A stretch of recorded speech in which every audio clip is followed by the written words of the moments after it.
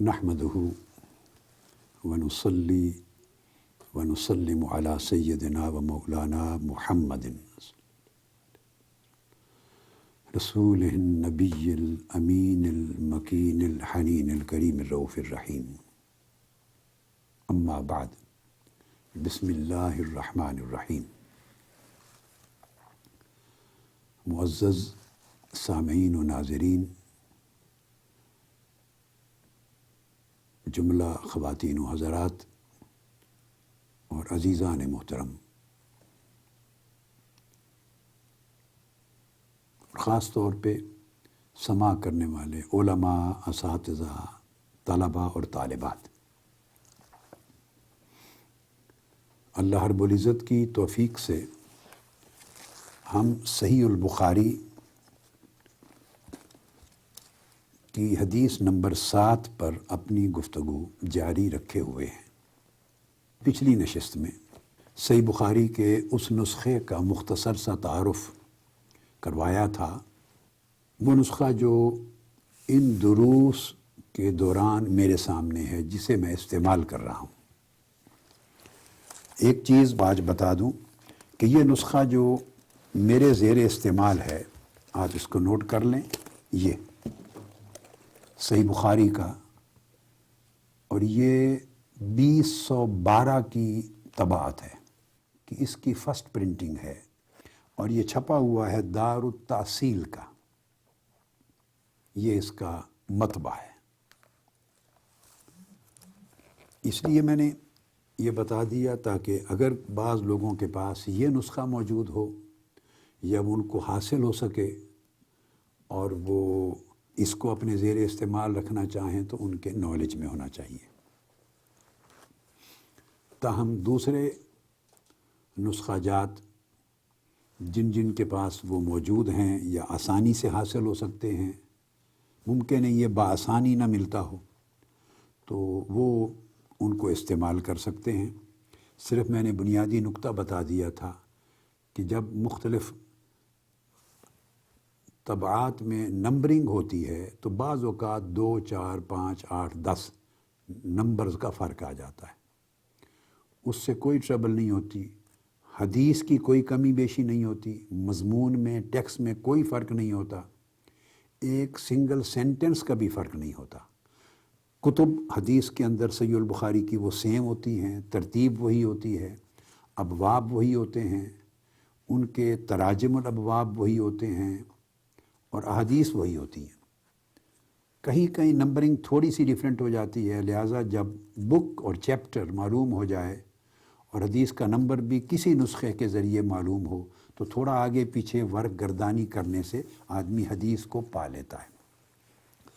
اگر میں امام ابن حجر عسقلانی کا نسخہ یوز کروں، فتح الباری کا، یا امام عینی کا عمدۃ القاری، یا امام قسطلانی کا ارشاد الساری، اور دیگر جو کمنٹریز کے ساتھ ہیں، شروح کے ساتھ ہیں، تو ان کے نمبر آلموسٹ ایک ہی چلتے ہیں۔ اکثر و بیشتر نسخہ جات 90% جو شرح کے ساتھ ہیں، کمنٹری کے ساتھ، ان کی نمبرنگ ایک ہوتی ہے۔ میرا زیر استعمال نسخہ جس سے میں درس دے رہا ہوں وہ کمنٹری اور شرح کے ساتھ نہیں ہے، وہ صرف صحیح بخاری کا متن ہے، تو اس لیے اس کی نمبرنگ میں تھوڑا سا کسی وجہ سے فرق ہے۔ پچھلی نشست میں ہم نے سوالات اور جوابات کے سلسلے کو جو قیصر روم یعنی ہرقل روم کے دربار میں ہوئے حضرت ابو سفیان سے، جو کہ اس وقت مسلمان نہیں ہوئے تھے، یہ 6 ہجری صلح حدیبیہ کے بعد کا واقعہ، تو ہم اس سوال تک پہنچے تھے کہ اس نے پوچھا، قیصر روم نے، کہ کیا ایسا ہے کہ کوئی شخص محمد عربی صلی اللہ تعالیٰ علیہ وآلہ وسلم ان کی دعوت کو قبول کر کے ان کے دین میں داخل ہو گیا ہو، اور داخل ہو جانے کے بعد اس دین کی تعلیمات سے متنفر ہو کر، بیزار ہو کر، دینی تعلیمات اور ہدایات سے کراہیت کی بنیاد پہ اسلام چھوڑ کے واپس آ گیا ہو؟ اس کا جواب دیا نہیں۔ اس مضمون کو بڑی تفصیل سے کل ہم نے پچھلی نشست میں مکمل کر لیا تھا۔ آج اس سے اگلے سوال سے اپنی گفتگو شروع کر رہے ہیں۔ پھر قیصر روم نے پوچھا، اور ابو سفیان بیان کر رہے ہیں، قالا کہ اس نے مجھ سے پوچھا، فَهَلْ كُنْتُمْ تَتَّهِمُونَهُ بِالْكَذِبِ قبل ان یقول ما قال۔ اب یہ بتاؤ کہ انہوں نے جب یہ دعوی نبوت کیا تو اس نئے میسج کو تمہارے سامنے رکھنے سے پہلے ان کی پوری زندگی گزری ہے، کیا اس سے قبل تم لوگوں نے ان پر جھوٹ کا کوئی الزام لگایا تھا؟ قلت لا، میں نے کہا کہ نہیں، ان کی پوری زندگی میں ہم میں سے کسی نے ان پر جھوٹ کا الزام نہیں لگایا تھا۔ یہ بھی توجہ طلب ہے، سوال اور جواب۔ قیصر روم نے یہ نہیں پوچھا کہ اس دعوی نبوت سے پہلے معاذ اللہ انہوں نے کبھی جھوٹ بولا تھا؟ نہیں، یہ چیز ان کویسچن ہی نہیں ہے، اس لیے کہ وہ دعوی نبوت کیا ہے اور انہوں نے اس قیصر روم کو اسلام میں داخل ہونے کی دعوت بھیجی ہے، اور اس کو پتہ ہے کہ ایک سلسلہ انبیاء ہے جو ہزاروں لاکھوں سالوں کی انسانی تاریخ میں چلا آ رہا ہے۔ اس کو یہ بھی پتہ ہے کہ اگر کوئی اللہ کا سچا نبی ہے تو وہ کبھی جھوٹ نہیں بول سکتا، اس لیے یہ چیز ان کویسچن نہیں۔ اس نے ان سے پوچھا ہے، قریش مکہ کے وفد سے اور ابو سفیان سے، یہ بتاؤ کہ اب تم اس کے دعوے کو غلط کہتے ہو، اس کو جھوٹا ثابت کرنے کی کوشش کر رہے ہو، یہ الزام جو تم اب لگا رہے ہو، کیا اس دعوی نبوت سے پہلے بھی ان کی زندگی میں تم نے یہ الزام ان پر کبھی لگایا تھا؟ اس کا جواب دیا نہیں۔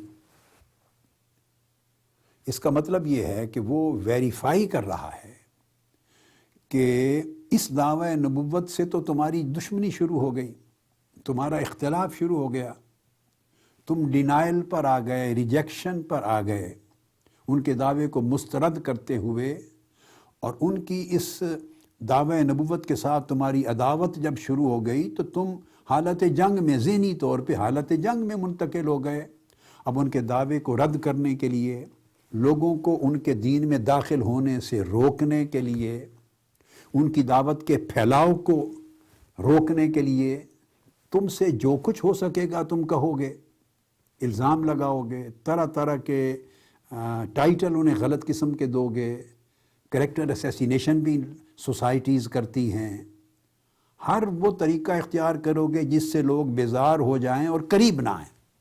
لہٰذا یہ چیز جب ایک آدمی آپ کے خلاف ایک دعوت لے کے کھڑا ہو جاتا ہے اور آپ کے مفادات کو ایک تھریٹ ہو جاتا ہے، اور آپ کے خلاف ایک نئی فکر کے ساتھ سوسائٹی میں داخل ہو جاتا ہے، جس سے آپ کے نظام کو، آپ کے مفادات کو، آپ کی سیادت اور قیادت کو، آپ کی سلطنت کو، آپ کی اجارہ داری کو، اس پورے نظام کو ایک خطرہ، ایک تھریٹ لاحق ہو جاتا ہے۔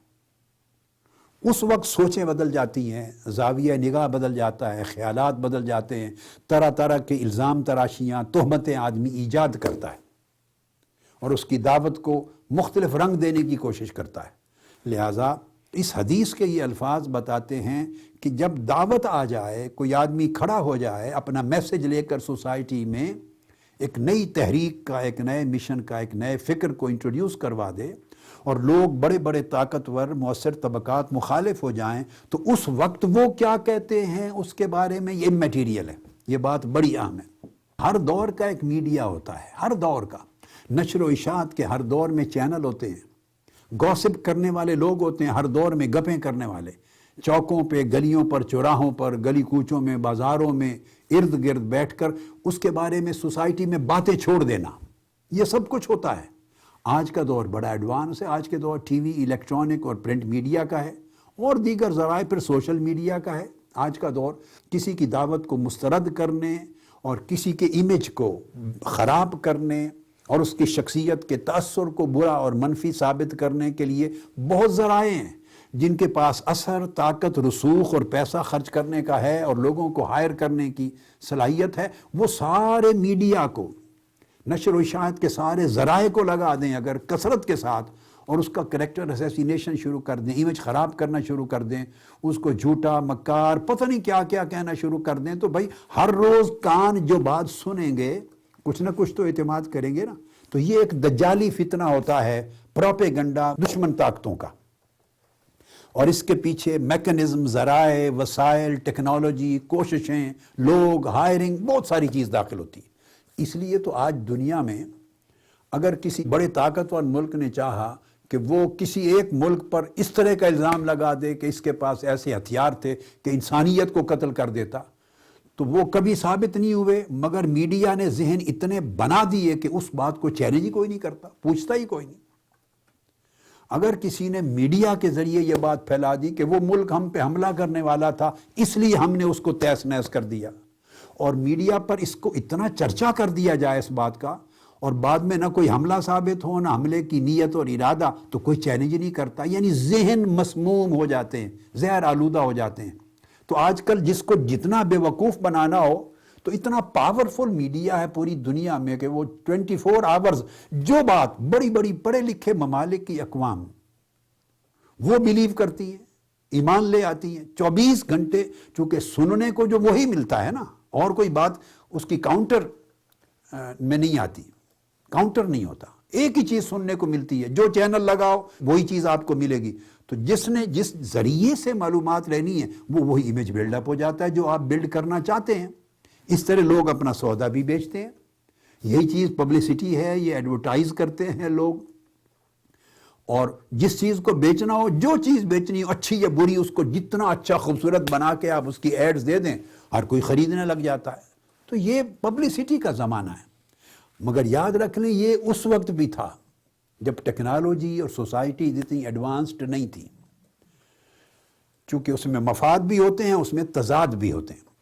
تو اس نے سوال یہ کیا، اور حدیث پاک صحیح بخاری کی اور یہ کلمات اس بات کو اسٹیبلش کرتے ہیں کہ جب اختلاف ہو جائے دو کے درمیان، تضاد واقع ہو جائے، مخالفت، عداوت، اینمیٹی شروع ہو جائے، کانفلکٹ شروع ہو جائیں، اس وقت مخالف کیا کہتا ہے اور کیا پروپیگنڈا کرتا ہے اور کیا تشہیر کرتا ہے اور کیا الزام لگاتا ہے، یہ سارا irrelevant ہو جائے گا۔ یہ میں آپ کو ایک بالکل کرائیٹیرین، ایک پتے کی بات سمجھا رہا ہوں۔ اس کے بعد جس کی مخالفت ہے وہ ہر چیز نگیٹ ہو جائے گی، irrelevant ہو جائے گی۔ حتیٰ کہ ائمہ محدثین کے ہاں تو اصول الحدیث میں، جرح و تعدیل کے قواعد میں یہ چیز متفقہ طور پہ درج ہے کتب میں ہمیشہ سے، کہ علماء میں اگر ٹسل ہو، علماء میں تو عالم کے خلاف شہادت دے تو قبول نہ کی جائے، عالم کے خلاف شہادت دے تو قبول نہ کی، اس میں رائیولری ہوتی ہے۔ بڑے بڑے زمانوں میں اکابر ائمہ محدثین، ان کے زمانوں میں یہ جرح و تعدیل کے اصول وضع ہوئے۔ اصول الحدیث کی میری ایک کتاب ہے القواعد المہمہ فی الجرح والتعدیل عند الائمہ، القواعد المہمہ، یہ عربی میں ہے، اردو ترجمہ اس کا آ جائے گا۔ اس کے اندر میں نے چیپٹرز بنائے ہیں، یہ تمام چیزیں تفصیل سے درج کی ہیں۔ لہٰذا مقصد بات کا یہ ہے کہ اتنے بڑے لوگوں میں اگر رائیولری آ جائے، جرح کر لیں، اور دو ائمہ کے درمیان کسی وجہ سے مخاصمت تھی، اختلاف تھا مذہبی بنیاد پر یا معاصرت کی بنیاد پر، تو اس کے کومنٹ کو قبول نہیں کرتے، اس لیے کہ وہ رائے بائسڈ ہو جاتی۔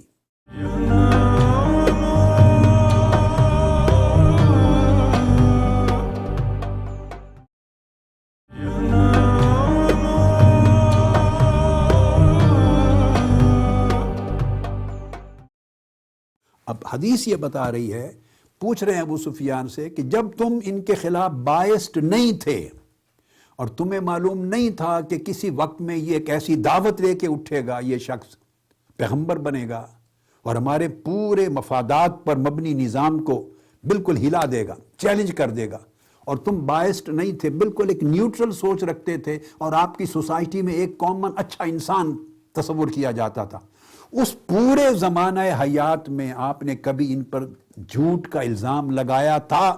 یہ سوال کیا۔ انہوں نے کہا نہیں۔ یہ وہ بات ہے جو قرآن مجید میں آئی ہے۔ آقا علیہ الصلوۃ والسلام نے جب دعوی نبوت فرمایا اور رسالت کا اعلان ہوا اور کفار مشرکین قریش مکہ نے مخالفت شروع کی، ہم نہیں مانتے، طرح طرح کے الزام لگائے. تو حضور علیہ الصلوۃ والسلام نے فرمایا، جس کا ذکر قرآن مجید میں ہے، فَقَدْ لَبِثْتُ فِيكُمْ عُمْرًا مِّن قَبْلِهِ أَفَلَا تَعْقِلُونَ، کہ میں نے اعلان نبوت جو اب کیا ہے، اب میری عمر 40 برس ہے. تو قرآن مجید میں فرمایا کہ میں نے ایک طویل عمر تمہارے اندر گزاری ہے. تم نے میرا بچپن دیکھا ہے، لڑکپن دیکھا ہے، میری جوانی دیکھی ہے، میچور ایج دیکھی ہے. میرے دوست ہیں، میرے ساتھ معاملہ کرنے والے ہیں، کاروباری تجارتی تعلقات رکھنے والے لوگ تھے جن سے میں نے ڈیلنگ کی، ٹرانزیکشنز کی، بزنس مل کے کیا. لوگوں نے میرے ساتھ سفر کیا، حضر میں رہے، خلوت میں بیٹھے، جلوت میں بیٹھے، میری قربت میں آئے، مجھ سے دور ہوئے. ہر طرح کی ایک بھرپور زندگی میں نے گزاری ہے. اور آپ کی پوری سوسائٹی کے بے شمار لوگ ون وے اور دا ادر کسی نہ کسی صورت میں میرے ساتھ کنیکٹڈ تھے، ان کا انٹریکشن تھا. افلا تعقلون، میری پوری زندگی پہ نظر ڈال لو، کہیں تمہیں کوئی ڈاٹ نظر آتا ہے خرابی کا، بد اخلاقی کا، جھوٹ کا، دھوکہ دہی کا، غلط بیانی کا، جو میری سیرت کے اور میرے دعوے کی صداقت کا انکار کرنے کی دلیل بن سکے؟ نہیں. تو جب میں نے 40 برس پوری زندگی میں کبھی غلط بات نہیں کی، تو اب اللہ کی دعوت پہنچاتے ہوئے، اللہ کا نام لے کر اس کی طرف منسوب کرتے ہوئے اب میں غلط بات کیوں کروں گا، جھوٹ کیوں بولوں گا؟ تو آقا علیہ السلام نے قبل بعثت زندگی کے پورے 40 برس کو اپنی بعثت یعنی اپنے دعوی نبوت اور رسالت کی صداقت کی دلیل بنایا. پہلی زندگی جب دعوی نبوت نہیں کیا تھا، اس کی سچائی کو دعوی رسالت و نبوت کی سچائی کی دلیل بنایا، بنیاد بنایا. یہ اس حدیث کے اس سوال و جواب کے اندر بیسک راز ہے. لہٰذا جو چیز انسان کی اپنی زندگی اور سیرت، پوری زندگی وہ ٹیسٹمنی ہے، وہ اس کے دعوے کی اچھائی برائی کے لیے ایک معیار اور دلیل بنتا ہے. اس سے ایک یہ بات بھی اسٹیبلش ہوتی ہے کہ بات کہنے سے پہلے اپنی سچائی اپنے عمل، اپنی سیرت اور اپنے کردار کے ذریعے ظاہر اور ثابت کرنی چاہیے. اسی بات کا اثر زیادہ ہوتا ہے، اس بات کو پذیرائی ملتی ہے جو کہنے سے پہلے آپ کے کرنے میں موجود تھی، تاکہ قول اور فعل میں مطابقت دکھائی دے. اس کے بعد پھر قیصر روم نے اگلا سوال کیا ابو سفیان سے، قال فہل یقدر، سمپل سوال کیا. قلت لا، انہوں نے کہا اگر کبھی یہ بتاؤ اس رسول کا، اس پیغمبر کا تمہارے ساتھ کوئی معاہدہ ہو جائے یا کسی اور کے ساتھ کوئی معاہدہ، کوئی ایگریمنٹ، کوئی پلیج ہو جائے، تو فہل یقدر، کیا عہد شکنی کرتا ہے، کیا وعدہ خلافی کرتا ہے؟ عہد کر کے کوئی ٹریٹی، کوئی کووننٹ، کوئی ایگریمنٹ، کوئی پلیج، کوئی کمٹمنٹ کر کے کیا اس سے پھرتا ہے، اپنے عہد کو توڑتا ہے؟ میں نے کہا نہیں، کبھی نہیں توڑتا. یہاں پر ابو سفیان نے آگے ایک جملہ بولا، انہوں نے کہا قلت لا، نہیں، کبھی عہد شکنی نہیں کرتے، کبھی دھوکہ دہی نہیں کرتے، عہد توڑتے نہیں ہیں کر کے. جو عہد جو زبان کر لیتے ہیں اس پر قائم رہتے، پورا کرتے. آگے کہا وَنَحْنُ مِنْهُ فِي مُدَّةٍ لَا نَدْرِي مَا هُوَ فَاعِلٌ فِيهَا. کہتے ہیں آگے میں نے ایک جملہ بول دیا اور میں نے بڑی کوشش کی، اس کے سوا کوئی اور جملہ میرے منہ سے نکل نہیں سکا، کوئی اور کلمہ میں داخل نہیں کر سکا، یا مختلف بات آگے میں اس موقع پر کچھ اور نہیں کہہ سکا. میں وہ چاہتا تھا کہ یوں تو میں اپنا کیس ہارتا چلا جا رہا ہوں. جو سوال مجھ سے قیصر روم پوچھ رہا ہے اور میں ہر جواب چونکہ سچائی پر مبنی دے رہا ہوں، میرے پیچھے 30 لوگ کھڑے ہیں کہ اگر میں نے ایک بات بھی غلط کر دی تو وہ اشارہ کر دیں گے تو میرا سر اڑا دے گا. تو اس طرح تو میں سچ بولتے ہوئے اس پیغمبر کے کیس کو اسٹیبلش کر رہا ہوں. تو یہاں تھوڑی سی انہوں نے کی کہ ہاں کبھی وعدہ خلافی نہیں کی، عہد شکنی نہیں کی، مگر اب ہم ان کے ساتھ ایک معاہدے کے پیریڈ میں ہیں، ایک معاہدے کے زمانے میں ہیں. وہ جو معاہدہ صلح حدیبیہ کا ہوا تھا، جو 10 سال کے لیے جو ٹریٹی آف پیس ہوا تھا، معاہدہ امن، کہ اس میں اب جنگ نہیں ہوگی. تو اب اس عرصے میں اب ہیں، اب معلوم نہیں کہ وہ کیا کریں گے. ابھی 10 سال کے لیے معاہدہ امن ہوا ہے، معلوم نہیں وہ کیا کریں گے. کہتے ہیں بھائی اتنا جملہ میں نے نکال دیا درمیان میں اور بول دیا کہ معلوم نہیں کیا کریں گے بس، مگر اب تک کا جو تجربہ ہے انہوں نے کبھی عہد شکنی نہیں کی۔ اب حضور نبی اکرم صلی اللہ علیہ وسلم نے ایک اعلیٰ نمونہ پیش کیا ہے اپنے کردار کا۔ انڈیویجول لائف میں جب کسی سے کمٹ کرو، والدین کے لیے اگر اولاد سے کوئی وعدہ کر لیں، مزاح میں بھی کریں تو وعدہ وعدہ ہوتا ہے۔ اعزا اقارب سے کر لیں کمٹمنٹ ہوتی ہے۔ ایمان والوں کو کہا اوفو بالعقود، جو عقد اور عہد کر لو اسے ہر صورت پورا کرو۔ اور بنی اسرائیل کے سارے قرآن مجید میں جہاں جہاں نقائص اور اسباب ان پر اللہ کے عذاب کے آنے کے بیان ہوئے ہیں، ان میں نقض میثاق کا ذکر ہر جگہ آیا ہے کہ وعدہ کر کے پھر جاتے، اللہ سے وعدہ کرتے پھر جاتے، اللہ سے میثاق کیا پھر گئے، اللہ سے معاہدہ کیا پھر گئے، ہمیشہ اپنی پلیج توڑتے تھے۔ جن پر عذاب ہوا قرآن مجید نے اس کا قاعدہ اور حدیث نبوی نے کہا، تو حضور نبی اکرم صلی اللہ علیہ وآلہ وسلم نے اس پر پوری سیرت طیبہ جس کا دشمن بھی اقرار کر رہے ہیں۔ یہاں میں اپنی ایک کتاب سے آپ کو کچھ ریفرنس دے رہا ہوں، یہ بڑے پیارا سبجیکٹ ہے، محمد صلی اللہ علیہ وسلم دا پیس میکر، انگلش میں ہے یہ کتاب، کوئی 700 صفحات کی ہے۔ تو اس کا 12واں چیپٹر ہے جس میں نے وہ چیز بیان کی جو آپ کو صرف کوئک ریفرنس دے رہا ہوں۔ آقا علیہ السلام نے اپنی حیات طیبہ میں بڑے بڑے دشمن قبائل سے بھی جو معاہدے کیے، اپنا معاہدہ حضور علیہ السلام کی طرف سے کبھی نہیں ٹوٹا۔ حتیٰ کہ قرآن مجید میں آپ سورہ انفال کو دیکھیں، سورہ توبہ کو دیکھیں، قرآن مجید کی دیگر سور کو دیکھیں، وہ کفار و مشرکین مکہ، قریش مکہ جنہوں نے قتال کیا، بار بار مدینہ پہ چڑھائی کی، حملے کیے، لوگوں کو شہید کیا، ان کا امن برباد کیا، وہاں سے لوگوں کو نکال دیا، معاہدہ کر کے توڑا، حتیٰ کہ یہی حدیبیہ کا جو ٹریٹی تھا اس کو توڑا، لوگوں کو قتل کیا، معصوم قبائل کا خون بہایا، سب کچھ کیا، مگر اس میں بھی قرآن مجید کی آیات ساتھ ہی ساتھ اترتی تھیں، باوجود اس کے کہ انہوں نے بڑی تباہی کر دی، معاہدے توڑ دیے، مگر ان میں اگر کوئی ایک آدھ قبیلہ بھی ایسا ہے جس نے معاہدہ نہیں توڑا اور وہ اپنے معاہدے کی ٹرمز پر قائم ہے، سو اس معاہدے کی ٹرم پورے ہونے تک مسلمانوں تم اپنے معاہدے پر قائم رہو، تمام شرائط کو پورا کرو۔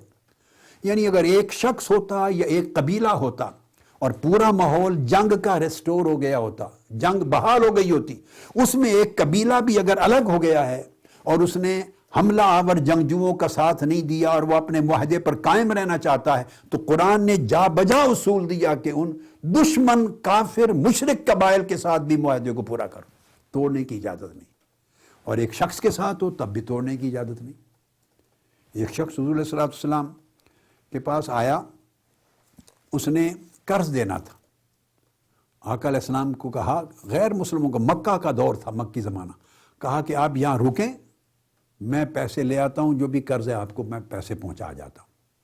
تو حضور علیہ السلام نے اسے وعدہ فرما لیا، ٹھیک ہے میں یہیں کھڑا ہوں، تم لے آؤ، اور وہ واپس گھر جا کے مکہ جا کے بھول گیا، 3 دن تک نہیں آیا، چونکہ آقا علیہ السلام نے فرما دیا تھا کہ میں کھڑا ہوں یہاں تمہارے انتظار میں۔ 3 دن وہیں کھڑے رہے، 3 دن کے بعد وہ شخص آیا اور اس نے آ کے معذرت کی کہ میں بھول گیا تھا۔ آقا علیہ السلام نے کوئی ایک جملہ بھی رنج و ملال کا نہیں فرمایا، سوائے اس جملے کے کہ تم نے مجھے بہت مشقت میں مبتلا کی۔ بس وعدہ جس سے کر لیتے اس کو آقا علیہ السلام نے کبھی نہیں توڑا۔ محدثین کا طریق یہ تھا کہ کسی سے روایت لینے گئے، وہ کسی جانور کو بلا رہا تھا، اس کو ایسے اپنے پاس بلانے کے لیے اشارہ کر رہا تھا جیسے اس کے پاس کچھ دانے یا کوئی چیز کھانے کی ہے، اشارہ کر رہا تھا تاکہ وہ دیکھ کے آ جائے، مگر تھا نہیں کچھ۔ وہ محدث جو امام تھے، حدیث کی روایت لینے گئے تھے، وہیں سے پلٹ آئے۔ اس نے کہا جو ایک جانور کو دھوکہ دے سکتا ہے وہ اس قابل نہیں کہ اس سے حدیث رسول کی روایت لی جائے، یعنی اس کے پاس کچھ نہیں مگر امپریشن یہ دے رہا ہے کہ میرے پاس تمہارے کھانے کو ہے، گویا اس کو دھوکہ دے رہا ہے۔ تو جو شخص جانور کو بھی دھوکہ دیتا ہے اس سے بھی حدیث رسول کی روایت نہیں لیتے۔ یہ معیار ہے امانت اور صداقت کا۔ یہ وجہ ہے کہ آقا علیہ السلام کو اعلان نبوت سے قبل صادق و امین کہتے۔ تو آپ نے جن قبائل سے معاہدے کیے ہمیشہ اس امن کو آخری حد تک رکھا، آپ کی طرف سے کبھی کوئی معاہدہ نہیں ٹوٹا، دوسروں نے توڑا تو وہ رسپانسبل ہوئے.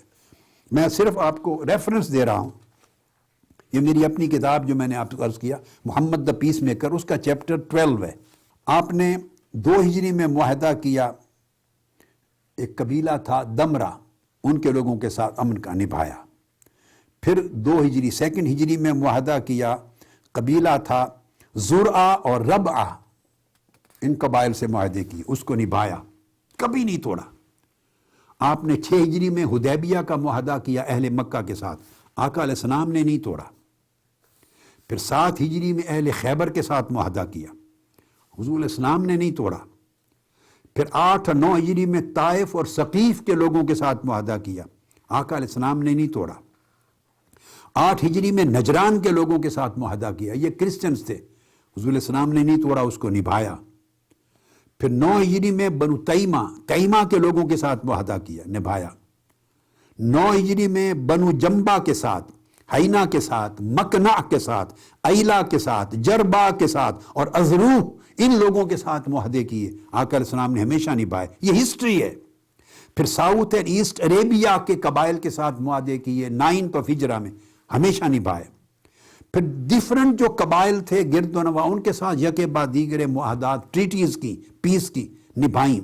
بنو خشخاش کے ساتھ معاہدہ کیا، نبھایا. جبل تہامہ کے لوگوں کے ساتھ معاہدہ کیا، نبھایا. اور مختلف یہود کے قبائل سے معاہدے کیے، غفار کے لوگوں کے ساتھ معاہدے کیے. الغرض مدینہ کے اندر اور مدینہ کے گرد و نواح میں اور پورے خطہ عرب میں، جزیرہ عرب میں رہنے والے جن قبائل سے آقا علیہ السلام نے معاہدے کیے، تاریخ کا ایک ورق نہیں بتاتا کہ کسی ایک معاہدے کو حضور علیہ السلام نے توڑا یا بعد ازاں صحابہ کرام نے توڑا. انہوں نے ہمیشہ معاہدہ نبھایا، کبھی عہد شکنی نہیں کی. جب بھی معاہدے ٹوٹے امن کے، دوسری سمت سے ٹوٹے.